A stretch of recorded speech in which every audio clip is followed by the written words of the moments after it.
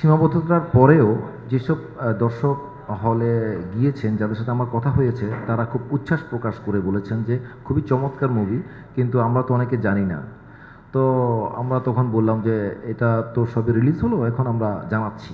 আমরা যে সময়টা পাইনি সেই সময়টা রিলিজ হওয়ার পরবর্তী সময়ে আমরা এটাকে অডিয়েন্সের কাছে নিয়ে যাওয়ার চেষ্টা করছি।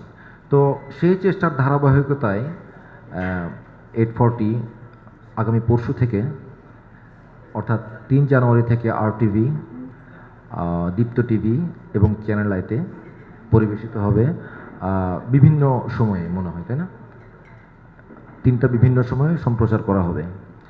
তো আশা করি আপনাদের ভালো লাগবে। আর যেটা আমরা সিনেমা হলে দেখেছি মুভি, তার চাইতে এটা একটু বর্ধিত অংশ, সিরিজ আকারে দেখা যাবে।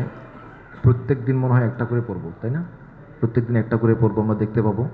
তো আশা করি দর্শকের ভালো লাগবে, কারণ মোস্তফা সরোয়ার ফারুকীর আগের কাজটাও, মানে পলিটিক্যাল স্যাটায়ার আগের কাজটাও আমরা দেখেছিলাম 420, যেটা নিয়ে এখনও পর্যন্ত কথা হয়, বিভিন্ন ক্লিপস বের হয়, যেগুলোর সাথে আমাদের রাজনীতির অনেকগুলো মিল আমরা দেখতে পাই।